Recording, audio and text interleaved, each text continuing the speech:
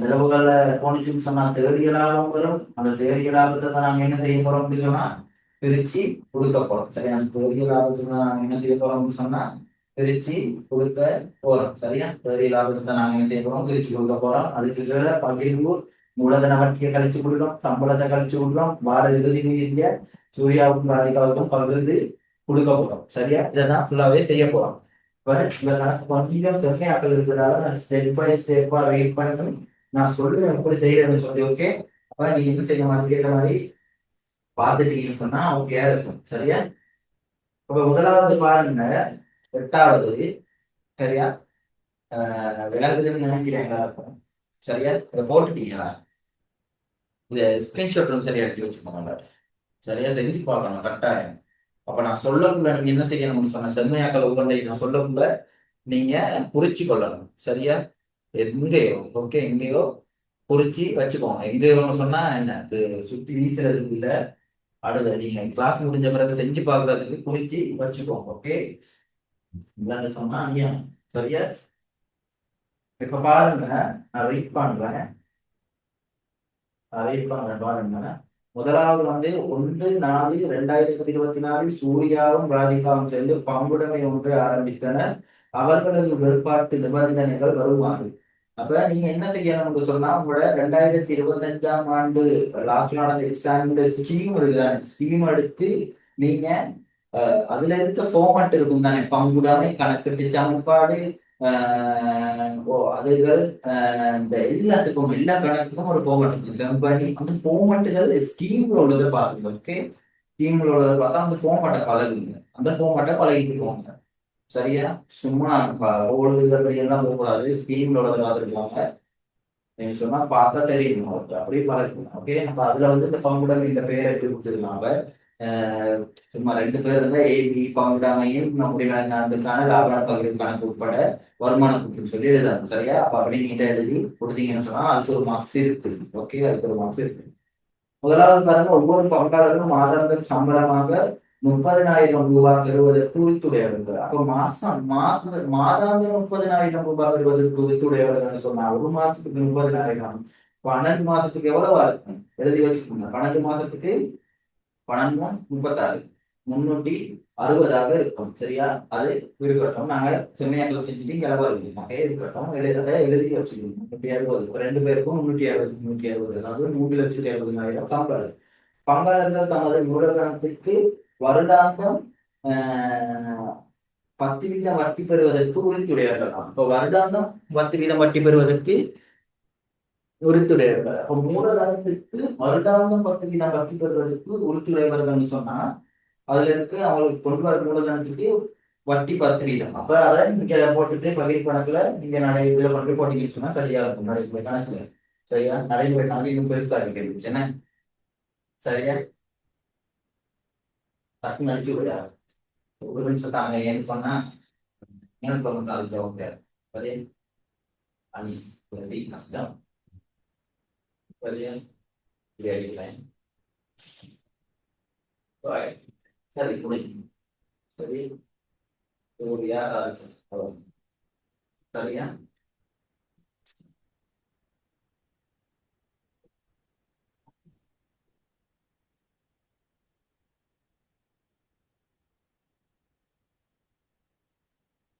சரி, ரைட்.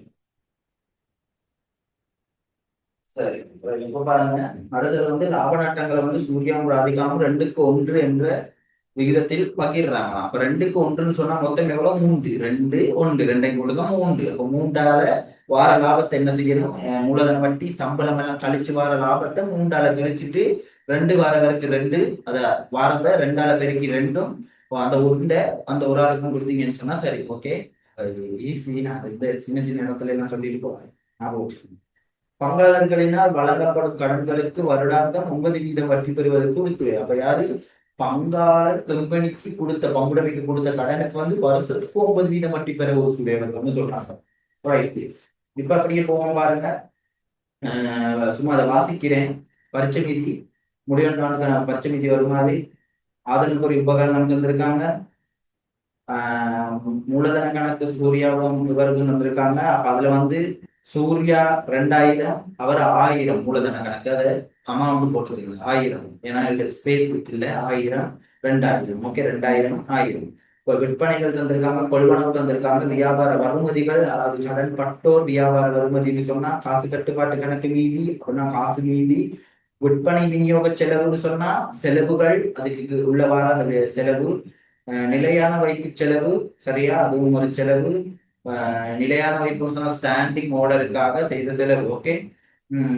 அடுத்தது வந்து நிலையான வைப்பு செலவு. சரி, வியாபார செல்வதிகள் சொன்னா கடன் கொடுத்தோம். சூர்யா கடன், சூர்யா போட்ட கடன், இந்த கடனுக்கு தான் 9% வட்டின்னு சொல்றாங்க.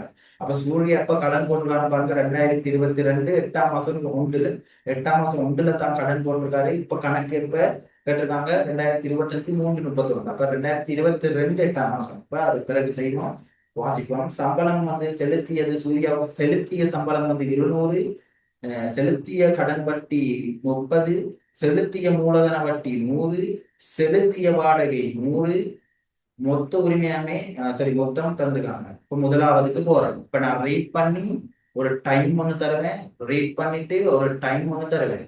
சரியா? அக்ஷயா 2000, அக்ஷயா வந்து என்ன செய்ய, 8வது ஆக்டிவிட்டி. சரியா? 8வது ஆக்டிவிட்டி. இதுதான் ஃபார்மட். இந்த ஃபார்மட்டை ஸ்கிரீன்ஷாட் ஒன்று அடிச்சு வச்சுக்கோங்க. இதுதான் ஃபார்மட் 8வது ஆக்டிவிட்டிக்கு. அப்ப 17ஆம் பக்கம். ஓகே, 17ஆம் பக்கம். இப்போ முதலாவது செம்மையாக்களை வாசிக்கிறேன். 17ல 15ஆம் பக்கம். ஓகே, முதலாவது செம்மையாக்களை வாசிக்கிறேன் பாருங்க. மேலதிக தகவலை 31/3 2025 உள்ளவாறான, அதாவது முடிவடைந்த ஆண்டுல உள்ளவாறான இருப்பின் கிரயம் 2,48,000, சரியா, என பதிவேடுகளில் படி எடுக்கப்பட்டுள்ளது. இன்னும் சூர்யா ராதிகா, சரியா, பதிவேடுகளின் படி எடுக்கப்பட்டுள்ளது. அப்ப இறுதி இருப்பு, முடிவடைந்த ஆண்டின் இருப்பு என்னது, இறுதி இருப்பு. அது எவ்வளவு எடுக்கப்பட்டிருக்கான் பதிவேடுகளின் படி, 2,48,000 சொல்றாங்க. அப்ப இறுதி இருப்பு எங்க போகும், முதல்ல அதை போட்டும். சரியா? பொறுமையாக கொண்டு போயிட்டு என்ன செய்யணும், இறுதி இருப்பு போட்டுருங்க. அப்ப இறுதி இருப்பு எங்க போகும், நடைமுறை கணக்குல ஓடி போய் சரி, இந்த நடைமுறை கணக்குல நிதி நிலைமை கூட்டுற நடைமுறை சொத்துல இறுதி இருப்பு போடுவாங்க தானே.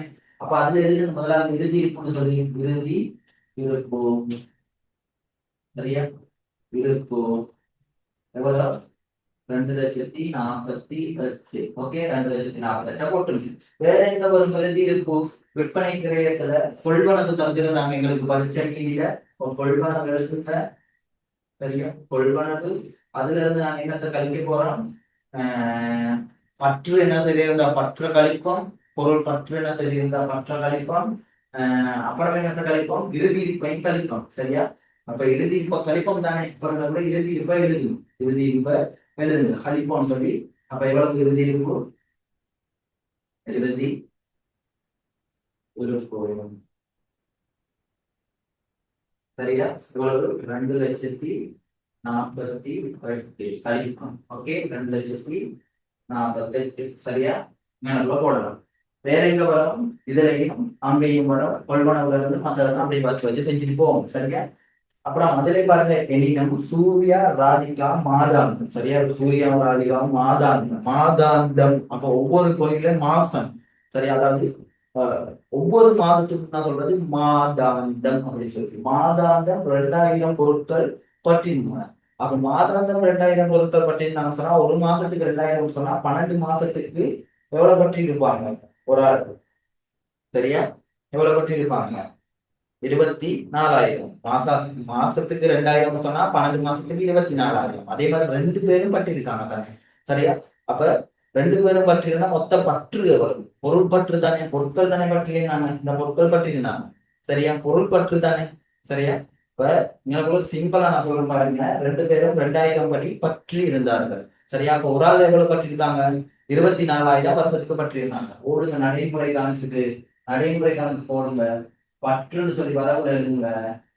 சரியா? பற்றுன்னு சொல்லி நடைமுறை கணக்கு வரவுல எழுதுங்க. சூர்யா எவ்வளவு, 24,000, ராதிகா எவ்வளவு, 24,000 பட்டிருந்தாங்க. அப்ப பொருள் பற்று தானே, பொருள் பற்றான என்ன செய்யணும், கொள்வனவுல இருந்து பற்றுன்னு சொல்லி கழிக்கணும். அப்ப மொத்தமா எவ்வளவு பொருள் பற்றி இருக்காங்க, நல்லா யோசிச்சு பாருங்க. மொத்தமா எவ்வளவு பொருள் பற்றி இருக்காங்கன்னு சொல்லி 2 பேரும் சேர்ந்து 48,000. அப்ப அதையும் கழிச்சு விட்டு கொள்வனவுல இருந்து.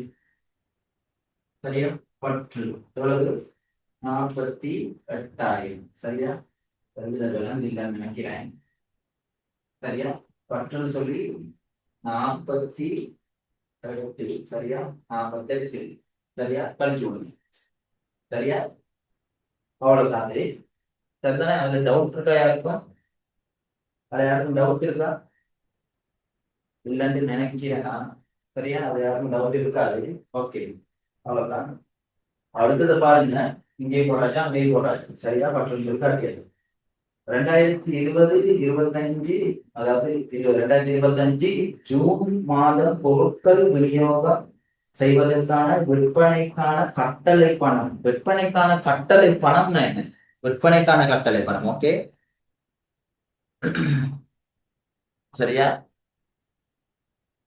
பாருங்க, பொருட்கள் விற்பனை செய்வதற்கான விற்பனைக்கான கட்டளை பணம், அதாவது 2025 ஜூன் மாதம் பொருட்கள் விநியோகம் செய்வதற்கான விற்பனைக்கான கட்டளை பணம் 2,00,000 ரூபாய் நடைமுறையாண்டு விற்பனையில் பதியப்படுவது. இப்ப நடைமுறையாண்டு விற்பனையில வந்து இப்ப 2025 ஜூன் மாசத்துக்கான விற்க போற அந்த பொருள் காசை வந்து இப்ப நீங்க வாங்கி வச்சிருக்கீங்க. சரி, அதான் சொல்றாங்க விற்பனைக்கான கட்டளை பணம் அப்படின்னா பணத்தை பெற்றுட்டீங்க. சரியா? அந்த பணம் எவ்வளவோ அந்த வருமானம் எவ்வளவோ அதை பெற்றுட்டீங்க. அதை எப்போ விற்க வேண்டியது? 2025 ஜூன் மாதம். நம்மளோட கணக்கு எப்போ முடியுது? 2025 மார்ச் மாசத்துல முடியுது, 3ஆம் மாசம் முடியுது. ஜூன் மாசம்னு சொன்னா 6ஆம் மாசம். அப்ப அடுத்த வருஷம் தானே அது. அதை இப்ப பெற்றி வச்சிருந்தோம்னு சொன்னா ஒரு வருமானம் அது இல்ல. ஆனா அதை என்ன செஞ்சிருக்குது? எங்களுடைய வருமானத்துக்குள்ள இருக்குதுன்னு சொல்றாங்க. அப்ப அது ஒரு வருமானமா? இல்ல. சரியா? அப்ப எங்களோட வருமானத்துக்குள்ள இருந்துச்சுன்னு சொன்னா அதுல இருந்து கழிச்சு விடணும். ஓகே, அது வந்து கழிச்சு விடணும். அப்ப விற்பனை எவ்வளவு இருக்கு மௌலிகளை பாருங்க. விற்பனை எவ்வளவு இருக்குது? 6,200. சரியா? 6,200. சரி, 6,200.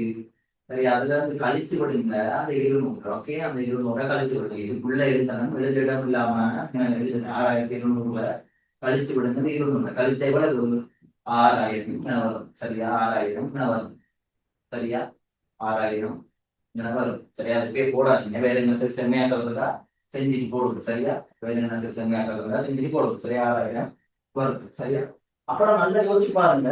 போன வருஷத்துக்கான ஒரு வருமானம், அடுத்த வருஷத்துக்கான வருமானத்தை, அடுத்த வருஷத்துக்கான வருமானத்தை நம்ம இப்பயே பெற்று வச்சிருக்கோம்னு சொன்னா வருமானத்துக்குள்ள இருக்கிறது கீழே. அப்ப அதை கழிச்சு விட்டுட்டா வேற என்ன செய்யணும்? சரியா? அது அடுத்த வருஷத்துக்கான வருமானம். அப்ப நாம இப்பயே வாங்கி வச்சிருக்கோம். அப்ப வருமானங்கள் இப்போ முற்பணமா வாங்கி வச்சிருக்கோம். நாங்க இதுதான் சந்தாவில படிச்சோம். ஓகே, இப்போ முற்பண வருமானம் எல்லாம் என்ன செய்யும்? ஒரு பொறுப்புகள். முற்பண வருமானம் எல்லாம் ஒரு பொறுப்பு. ஏன்னு சொன்னா அவன் எப்போ பணம் தெரியா. சரியா? அடுத்த வருஷம் தான் நீ விற்கே போற. நீ அவன் மண்டக்குள்ள போய் தாரா காசை தாரான்னா விற்கே போ. இன்னும் விற்கவே இல்லையே, விற்கிறதுக்கான காசை வாங்கி வச்சிருக்கோம். காசை தாரான்னு கேட்டானா கொடுக்க வேண்டி வரும். அப்ப அதை எங்க கொண்டு போய் போடணும்? இங்க இருந்து கழிச்சுட்டு நடைமுறை பொறுப்புல கொண்டு போயிட்டு விற்பனை வருமானம்னு சொல்லி காட்டுங்க. சரியா? விற்பனை வருமானம் அப்படி சொல்லி காட்டுங்க. வருமானம் அல்லது நம்ம விற்பனை பணம் அப்படி என்னமோ அது என்ன சொல்றாங்க அப்படி காட்டுங்க. எவ்வளவு? 200. சரியா? நடைமுறை பொறுப்புல. சரியா? காட்டணும். Okay, right. அடுத்தது பாருங்க, அது எல்லாத்துக்கும் விளங்கிடுச்சுன்னு நினைக்கிறேன். சரியான ஈஸி. அதான் சின்ன ஸ்டெப் பை சொல்லி போறேன், எல்லாத்தையும் விளங்கிருக்கோம். அடுத்தது பாருங்க, டவுட்டா? ரஷ்யா டவுட்டா? அது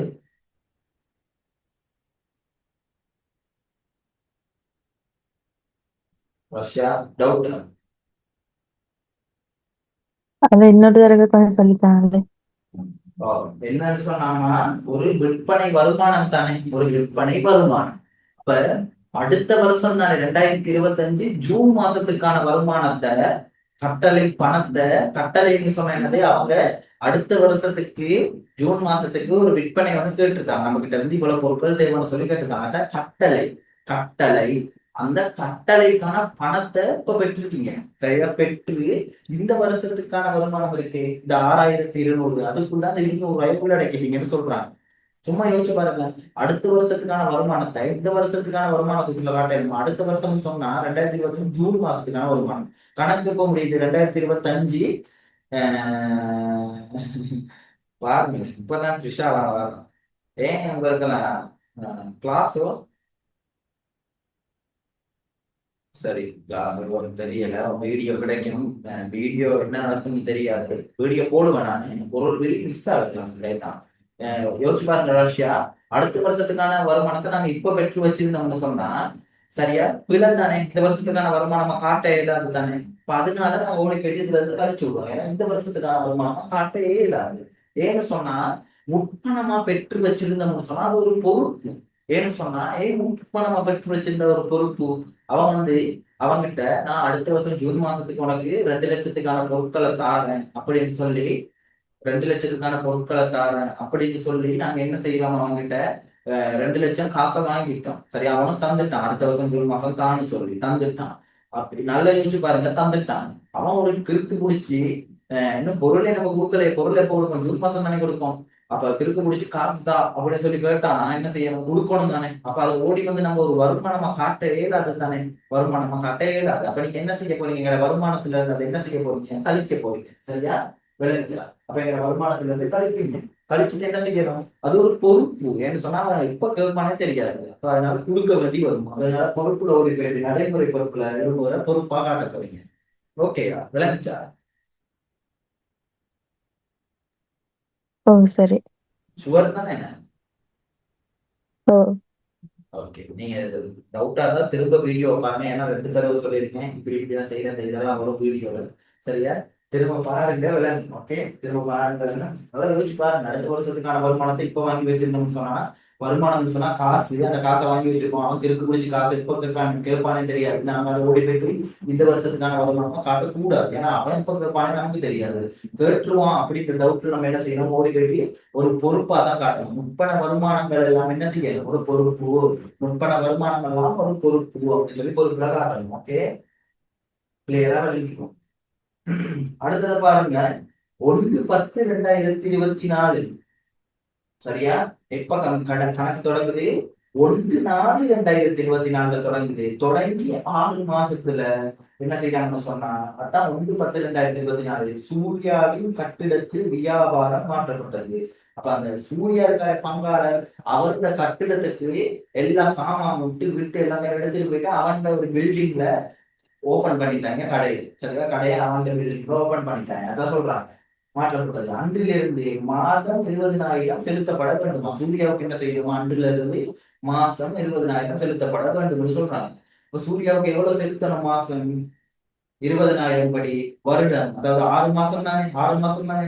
இப்ப வருஷத்துக்கு என்ன 10ஆம் மாசம் தானே அவங்க கட்டணத்தை மாத்துறாங்க. இப்ப 10ஆம் மாசத்துல இருந்து யோசிச்சு பாருங்க, 2025 3ஆம் மாசம். சரியா? 3ஆம் மாசம் வரைக்கும். அப்ப 10ஆம் மாசம், 11ஆம் மாசம், 12ஆம் மாசம், சரியா, 13ஆம் மாசம், சரியா, 1ஆம் மாசம், 2ஆம் மாசம், 3ஆம் மாசம். சரியா? அப்ப எத்தனை, 6 மாசம். சரியா? அப்ப 6 மாசத்துக்கானத நீங்க என்ன செய்யணும், அவனுக்கு வாடகையை செலுத்தணும். அப்ப இது கம்பெனியின் செலவு. என்ன சொன்னா கம்பெனி தானே தொடர்ந்து வச்சிருக்காங்க, கம்பெனி தானே ஆரம்பிச்சு வச்சிருக்காங்க சூர்யாவோட கட்டிடத்துல.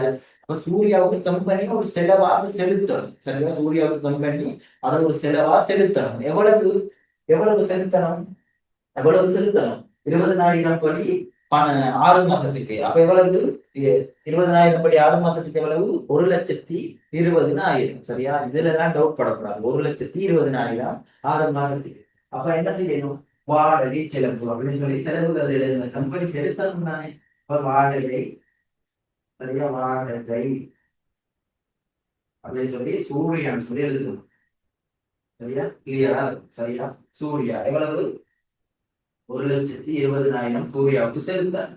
அதே மாதிரி அதை என்ன செய்யணும், சூர்யாவுக்கு செலுத்த வேண்டி தானே இருக்கு, செலுத்தணும். அப்ப என்னன்னா செலுத்தணும், செலுத்திட்டோமா இல்ல, அப்ப செலுத்தணும். இப்ப இங்க செலவா காட்டணும், செலுத்த வேண்டி இருந்தாலும் அது ஒரு செலவு தான். ஏன்னா இந்த மாசத்துக்கான செலவுன்னு சொல்லி, இந்த வருடத்துக்கான செலவுன்னு சொல்லி இனங்காணப்பட்டோம்னு சொன்னா அதை ஒரு செலவா காட்டணும். அப்படின்னு சொல்றது எந்த எண்ணக்கிறதுன்னு சொல்லி யோசிச்சு பாருங்க. ஓகே, அதை எந்த எண்ணக்கிறதுன்னு சொல்லி யோசிச்சு பாருங்க. அப்ப செலவா காட்டணும். அதை கொண்டு போயிட்டு என்ன செய்ய போறோம், நடைமுறை கணக்குல மீதிகளுக்கு கீழே வாடகைன்னு சொல்லி போட்டு, சரியா, வாடகைன்னு சொல்லி போட்டு சூர்யாவை கொண்டு காட்டுங்க. சூர்யாவுக்கு எவ்வளவு செலுத்தணும், 1,20,000 ரூபாய் செலுத்தணும். ஓகேயா? அது டவுட்டா, அது யாருக்காவது டவுட்டா, அது யாருக்காவது டவுட்டா?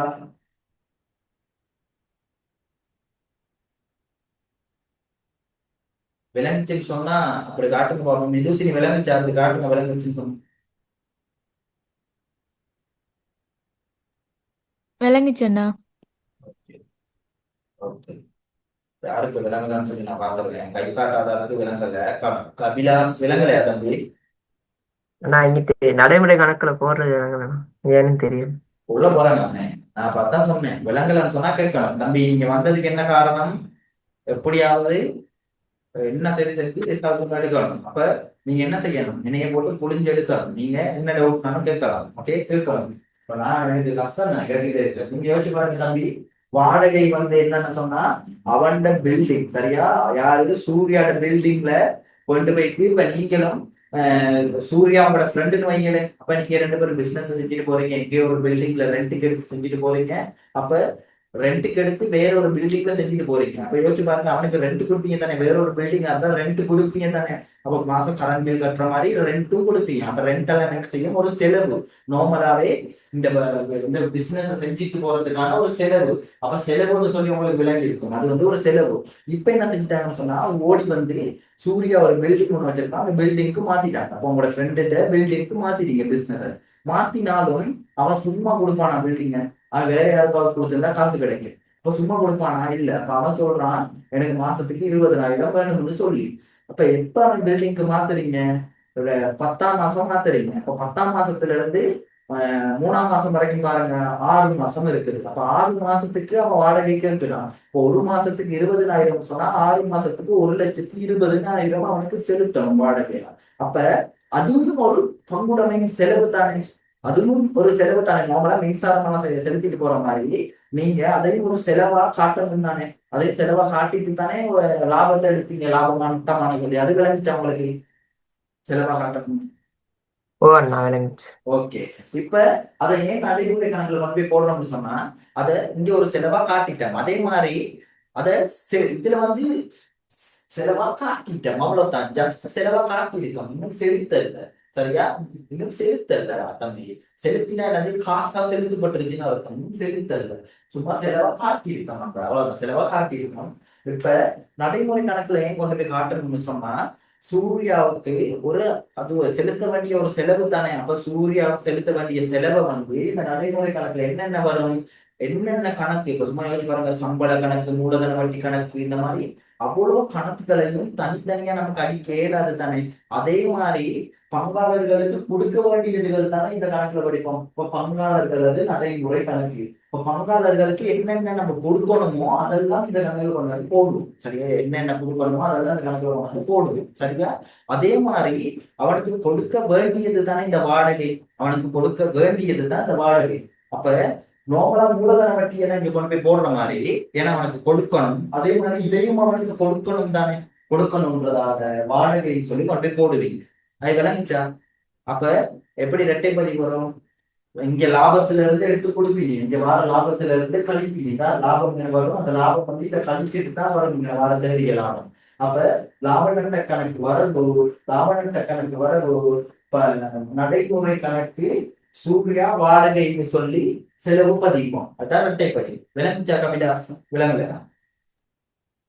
ஒண்ணு இப்ப கொஞ்சம் விளங்கு. கொஞ்சம் விளங்குச்சா? ரெக்கார்டிங் பார்க்கல, எனக்கு சரியா வரும். செய்யக்குள்ள நான் டவுட்டா இருந்தா கேட்கிறேன் எனக்கு. நீங்க டவுட்டா இருந்தா எனக்கு போடுங்க. சரியா? டவுட்டா இருந்தா போடுங்க. நீங்க திரும்ப பாருங்க. ஏன்னு சொன்னா இதுல வாரதெல்லாம் செலவுகள், ஒவ்வொரு பங்காளோட தனித்தனி செலவுகளை எல்லாம் இதுல பதியும். சரியா? நடைமுறை கணக்குல. சரியா? அவனுக்கு என்னென்ன செலுத்த வேண்டி இருக்கோ அதெல்லாம் செலவுல போடும், செலுத்தினதெல்லாம் வரவுல போடும். இப்ப அவன்கிட்ட பில்டிங்னு சொன்னா அவன்கிட்ட பில்டிங்க்கு நீங்க காசு கொடுத்துத்தானே ஆகணும். அவன்கிட்ட பில்டிங்கான காசை நீங்க கொடுத்துதான் ஆகணும். அப்ப கொடுக்கணும் தானே. கொடுக்கணும்ன்றதால நீங்க கொண்டாந்து சூர்யாவுக்கு கீழே 120 கொடுக்க இருக்குன்னு சொல்லி நீங்க அவன்கிட்ட நடைமுறை கணக்குல குறிச்சு வச்சுக்கிறீங்க. அவ்வளவுதான், சிம்பிள். வேற ஒன்றுமே இல்லை. நார்மலா இப்படியே தான் போகும் கணக்குல. இதே அவனுக்கு ஒரு சம்பளம் கொடுக்கணும்னு சொன்னா இங்க கொண்டாந்து போடுவீங்க. அவனுக்கு அவன் என்ன சரி சொந்த செலவுல செஞ்சிருந்தான்னு வைங்கள, அவனோட கம்பெனிக்கு மின்சாரத்தை அவன் செலுத்தி இருந்தான்னு வைங்கள அவனோட கம்பெனிக்கு, அப்ப அவனுக்கு நீங்க அதை கொடுக்கணும். அப்ப கொடுக்கணும்னு சொன்னா அதையும் என்ன செய்வீங்க? இங்க கொண்டாந்து போடுவீங்க, ஒரு செலவா காட்டுவீங்க. சரியா? இங்க கொண்டாந்து போடுவீங்க. அவ்வளவுதான், சிம்பிள். அவனுங்களுக்கு கொடுக்க வேண்டியதெல்லாம் இங்க கொண்டாந்து போடுவோம். ஏன்னு சொன்னா தனித்தனியா எல்லாத்துக்கும் கணக்கடிக்க இல்லாதானே. இப்ப வாடகை கணக்கு அப்படி சொல்லி எத்தனை கணக்கு எனக்கு நீங்க அடிக்காத. இப்ப அவ்வளோத்தையும் சேர்த்து ஒரு செலவு கணக்குன்னு சொல்லி அடிச்சு அவங்களுக்கு செலுத்த வேண்டியதெல்லாம் செலவுலையும் அவன் செலுத்தினதெல்லாம் வரவில்லையும் வைப்போம். ஓகே, அவ்வளவு சிம்பிள். திரும்ப வீடியோ பாருங்க, விளங்கணும். விளக்கி இருக்கும்னு நினைக்கிறேன். பாருங்க. சரியா? அவ்வளவுதான். அடுத்து பாருங்க, ராதிகாவின் வீட்டு வாடகைக்காக நிறுவனத்தினால் செலுத்தப்பட்ட ரூபாய் 2,00,000 காசோலை நிறுவன வங்கி கணக்கில் பதியப்பட்டிருக்கவில்லை. அப்ப ராதிகாவுக்கு செலுத்திய வாடகை வந்து எவ்வளோ? 2,00,000. இது வந்து என்ன செய்யலையா? சாரி, 20,000. இப்ப ராதிகாவுக்கு செலுத்திய வீட்டு வாடகை. இப்ப ராதிகாவோட வீட்டு வாடகையை கம்பெனி செலுத்தி இருக்காங்க. அப்ப அது என்னது? நார்மலாவே இது என்னது? ஒரு பற்று. அவன்கிட்ட வீட்டு வாடகை எனக்கு கம்பெனி காசுல செலுத்திடுது, அது ஒரு பற்று. சரியா? பற்று. அதை வந்து என்ன செய்யலையா? வங்கி கணக்கு அதை வந்து என்ன செய்யலையா? வங்கி கணக்கில் பதியப்படவில்லையா? வங்கி கணக்குனா என்ன தம்பி? காசு கணக்கு. அப்ப காசு தானே செலுத்தி இருக்காங்க. நான் முதல்ல சொன்னேன் தானே, பொருள் பற்றாந்தா கொள்வனங்களை கழிப்போம், காசு பற்றாந்தா காசுல இருந்து கழிக்கணும்னு சொல்லி. இப்போ பதியப்படவில்லைன்னு சொன்னா பதியணும். சரியா? அப்ப ஓடி போயிட்டு பற்று அவனுக்கு செலுத்தி இருக்காங்க. பற்று. ஓகே, அவனுக்கு பற்று செலுத்திருக்காங்க. வீட்டு வாடகை செலுத்திருக்காங்க. என்னமோ உனக்கு வீட்டுக்கு என்னத்தையும் செலுத்திருக்காங்க. சரி, வீட்டு வாடகை தான் செலுத்திருக்காங்க. ஓகே, அப்ப பற்றுன்னு சொல்லி போடுங்க. சரியா? அதுவும் எவ்வளவு? ராதிகாவுக்கு தானே செலுத்திருக்காங்க. சரியா? ராதிகாவுக்கு தானே செலுத்திருக்காங்க 20,000. சரியா? 20,000 செலுத்திருக்காங்க வீட்டு வாடகைன்னு சொல்லி. அப்ப அதை என்ன செய்யணும்? காசுல இருந்து கழிக்கணும். சரியா? இப்ப கொள்வனவுல இருந்து நீங்க பற்ற கழிச்ச மாதிரி பொருள் பற்ற கொள்வனவு. ஏன்னா கொள்வனவு சொன்னது நீங்க பொருட்கள். கொள்வனவு சொன்னா பொருட்களை தான் கொள்வனவு செஞ்சு வச்சிருப்பீங்க. அவன் பொருட்களை அவன் எடுத்துட்டு போயிட்டான்னு சொன்னா பொருட்கள் குறையும் தானே.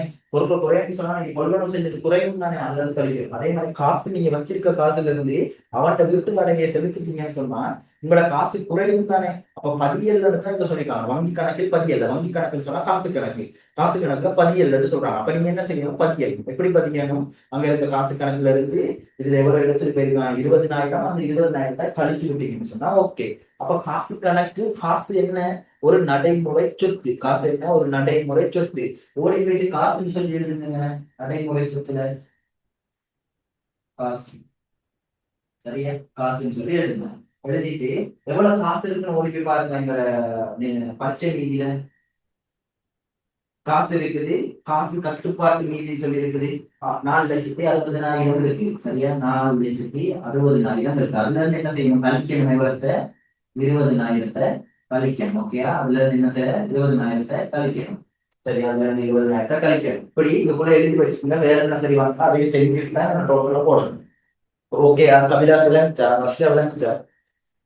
ஓமண்ணா இருந்துச்சு. ஓகே,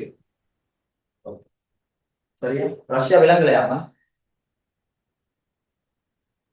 விளங்குச்சு. ஓகே, சரியா?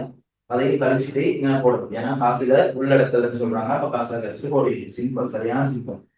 சரியா? நான் இங்கே பதியம் மறந்துட்டேன்னா தெரியல. அப்ப பதியம் மறந்துட்டேன்னு சொன்னா சொல்லணும். சரியா? என்ன சொன்னா ஓவரா நாங்க எக்ஸ்பிளைன் பண்ணக்குள்ள பதியம் மறக்கிறதெல்லாம் சாதாரண விஷயம். சரியா? யாரா இருந்தாலும் மறக்கும். ஓகே, அதனால நீங்க சொல்லணும் விளையாடுறதா. ஓகே, அது எங்கேயா மிஸ் பண்ணிட்டா சொல்லணும். ஓகே, அடுத்தது பாருங்க. அடுத்தது பாருங்க. அடுத்தது பாருங்க. வியாபார வருமதியாளர் ஒருவரால் நிறுவன வங்கி கணக்கில் நேரடியாக வைப்பு செய்த தொகை 30,000 வங்கி கணக்கில் பதியப்படவில்லை. வியாபார வருமதியாளர் கடன்பட்டோர். அவன் என்ன செஞ்சிருக்கான்? நம்மளோட வங்கி கணக்குல கொண்டு போய் பேங்க்ல கொண்டு போயிட்டு எவ்வளவு போட்டிருக்கான்? 30,000 போட்டுட்டான். அதை வந்து என்ன செய்யல? பதியலன்னு சொல்றாங்க. இப்ப எப்படி பதியணும்? கடன்பட்டோர் எவ்வளவு இருக்காருன்னு ஓடி போயிட்டு பாருங்க. பரிசீலிக்கல. கடன்பட்டோர் இருக்காரு எவ்வளவு? 800 இருக்காரு. அவர் என்ன செஞ்சுட்டாரு? அந்த 800 அப்படின்னா 800 சொன்னா நமக்கு தர வேண்டி இருக்குது 800 ரூபாய். இன்னும் 8,00,000 தர இருக்குது. அதுல அவர் என்ன செஞ்சுட்டாரு? 30,000 போய் பேங்க்ல போட்டுட்டாரு. நம்ம அதை பதியல. அப்ப நம்ம இன்னும் என்ன நினைச்சுட்டு இருக்கோம்? அவர் நமக்கு 8,000 தர இருக்குது சொல்லி நினைச்சுட்டு இருக்கோம். ஆனா உண்மையை எவ்வளவு தரணும்? ஏன்னா 30,000 தான் போய் போட்டுட்டாரு. அப்ப அதை கழிக்கணும். கழிச்சுட்டு மீதி தான் அவரை நமக்கு தரணும். ஓகே, அதை கழிச்சுட்டு மீதி தான் அவரை நமக்கு தரணும். ஓகே, அப்ப முதலாவது என்ன செய்யணும்? அவரை அதுல பதியல்ல அவர் தரணும்னு சொல்லி நம்ம அவர் தர வேண்டியதுல குறைக்கல. அப்ப குறைக்கணும். அப்ப வியாபார வருமதியில இருந்து எவ்வளவு குறைக்கணும்? 800ல இருந்து நடைமுறை சொத்து போடுங்க. நடைமுறை சொத்து தானே கடன் பட்டோர். அப்ப கடன் பட்டோர்னு எழுதுறேன். சரியா? கடன் பட்டோர்னு எழுதுறேன். 800 இருக்குது. அதுல இருந்து என்ன செய்யணும்? 30,000 குறைக்கணும். ஓகே, 30,000 குறைக்கணும். அதே மாதிரி அந்த 30,000 என்ன செஞ்சுட்டாரு? கொண்டு பேங்க்ல வச்சுட்டாரு. அதை என்ன செய்யலையா? நம்ம எங்கேயுமே பத்தியல. அப்ப குறைக்கவும் இல்ல, எங்களோட அக்கௌண்ட்லயும் வைக்கல. அப்ப நம்ம என்ன நினைச்சிட்டு இருக்கோம்? நம்ம கிட்ட காசு இவ்வளவுதான் இருக்குன்னு சொல்லி நினைச்சிட்டு இருப்போம். 20 அது 460 தான் இருக்குன்னு சொல்லி நினைச்சிட்டு இருப்போம். ஏன்னா இந்த 20 தானே கழிக்கிறோம். ஆனா உண்மையாக இந்த 30,000 என்ன செஞ்சிருக்காரு, அவர் நமக்கு தந்துட்டாரு. சரியா? அப்ப அது நம்மளுடைய அக்கௌண்ட் என்ன செஞ்சிருக்கும், கூட்டி இருக்கும். அப்ப அதை என்ன செய்யணும், நம்ம கூட்டணும். சரியா? அதை என்ன செய்யணும், கூட்டணும். அது விளங்கிச்சா? கொஞ்ச நேரம் எழுதுனேன், 30,000 கூட்டணும். அது விளங்கல, அது விளங்கல. விளங்கலன்னா சொல்லுங்க. விலங்கினாக்கள் எப்படி செய்யுங்க? இப்ப நான் சொல்லுவேன். விலங்கினாக்கள் எப்படி செய்யும்?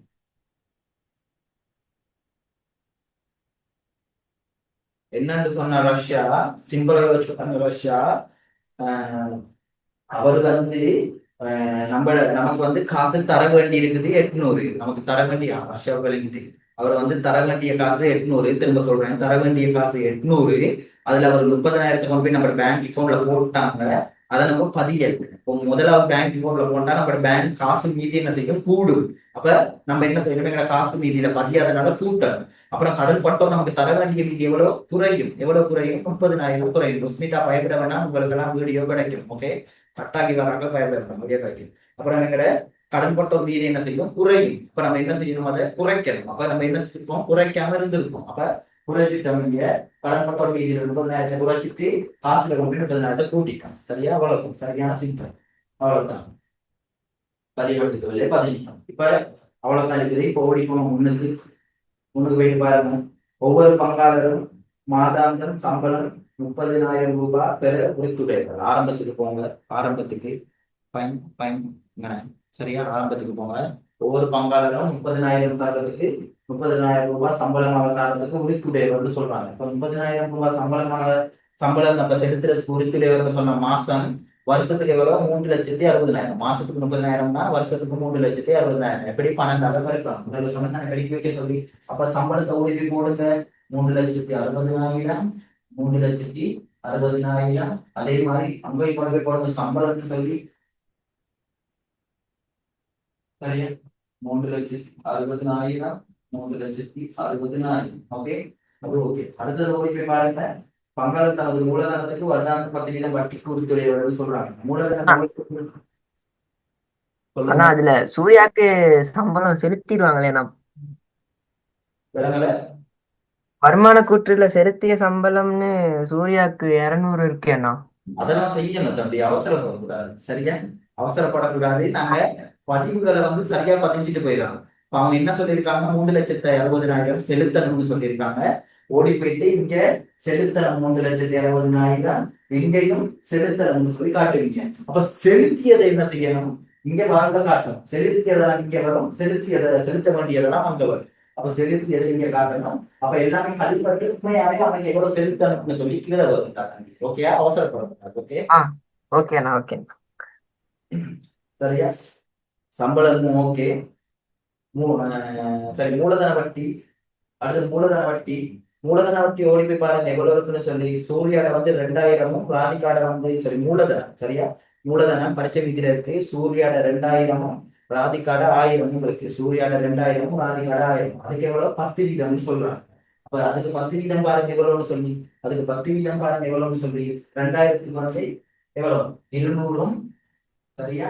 1,000க்கு வந்து 100. அப்ப இங்க போடுங்க. அதே மாதிரி மூலதன வட்டின்னு சொல்லி இங்கே போடுங்க. சரியா? அவசரப்படக்கூடாது. இங்க 200. சரியா? இங்க 100. சரியா? இங்க 100. சரியா? போட்டாச்சு. இப்ப பாருங்க, முதல் கணக்கு செஞ்ச மாதிரியே மூலதனத்துல வேற என்ன சரி செய்ய இருந்துச்சா, நமக்கு ஒன்றுமே செய்யல. அப்ப மூலதனம் மீதி சென்று மீதி வரும் எவ்வளவு, ஆரம்பி சொல்லுங்க. மூலதனம் மீதி சென்று மீதி வரும் எவ்வளவு, இறுதி மீதி மூலதனம். மூலதனத்துல வேற ஒன்றுமே செய்யல நம்ம. மூலதனம் ஆரம்ப மீதி அவங்க தந்தது மட்டும்தான் இருக்குது. சரியா? அப்ப மீதி சென்று மீதி இறுதியில எவ்வளவு வரும் மூலதனம், அதுவும் எவ்வளவு வரும். ஆரணி டவுட்டா? அந்த மீதி அப்படியே தான் வரும். முதல் கணக்குல அப்படியே தானே வந்துச்சு, வேற ஒன்றுமே பதிய போறது இல்லை மூலதன கணக்குல. அதேதானே வரும். ஓ, அதே தான் அப்படியே வரும். அப்ப அதை நீங்க என்ன செய்யணும், எங்களோட உரிமையின் பொறுப்புகளுக்கு கீழே நடைமுறை கணக்கு எழுதுற மாதிரி மூலதன கணக்குன்னு சொல்லி எழுதுனீங்க தானே. மூலதன கணக்கு அப்படி சொல்லி எழுதுனீங்க தானே. அதுல ராதிகா, யாருக்கா, சூர்யா, சரியா, ராதிகா, அவங்க ரெண்டையும் போட்டு அப்படி எழுதி வச்சுக்கோங்க. எவ்வளவுக்கு, 2,000. சரியா?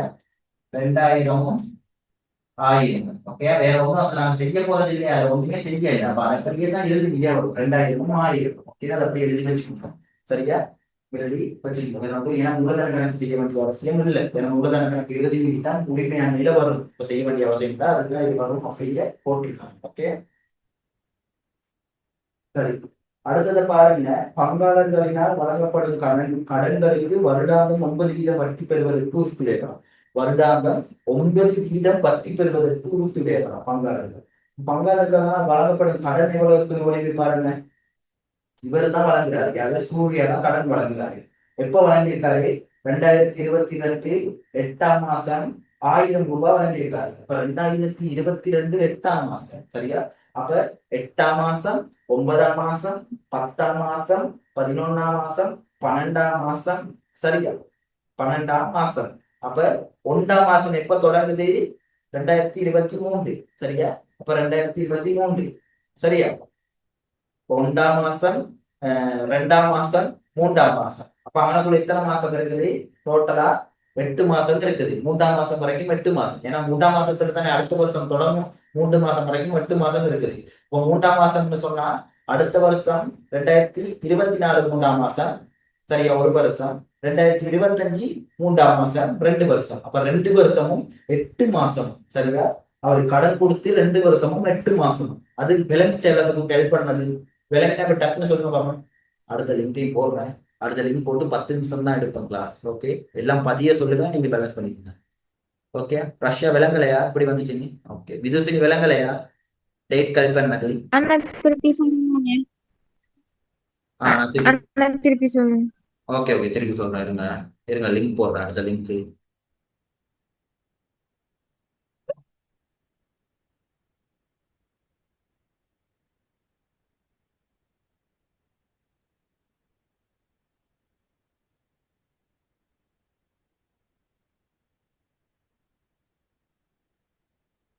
இப்படி ஒரு நிமிஷம் தாங்க. ரைட்.